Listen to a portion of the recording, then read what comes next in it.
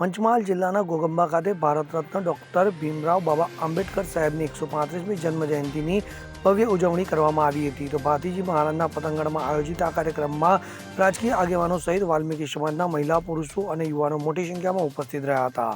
આ પ્રસંગે ડોક્ટર બાબા સાહેબ આંબેડકરને શ્રદ્ધાંજલિ અર્પણ કરવામાં આવી હતી. ત્યારબાદ જૂના બસ સ્ટેન્ડથી એક શોભાયાત્રા યોજાઈ હતી, જે ગોગંબા નગરમાં ફરી હતી. તો આ શોભાયાત્રા ફાટક પાસે આવેલી બિરસા મુંડાની પ્રતિમા પાસે સમાપન થઈ હતી, જ્યાં પ્રતિમાને ફૂલહાર અર્પણ કરવામાં આવ્યા હતા. તો આ ઉજવણીમાં નિલેશભાઈ વરિયા, ગુણવંતસિંહ ગોહિલ, ભીખાભાઈ સોલંકી, કંચનભાઈ મકવાણા, જયસિંહભાઈ અને મૈજીદાસ સહિતના મહાનુભાવો ઉપસ્થિત રહ્યા હતા.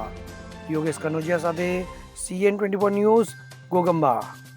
હવે જુઓ દેશ દુનિયાની તમામ ખબરો તમારી આંગળીના ટેરવે.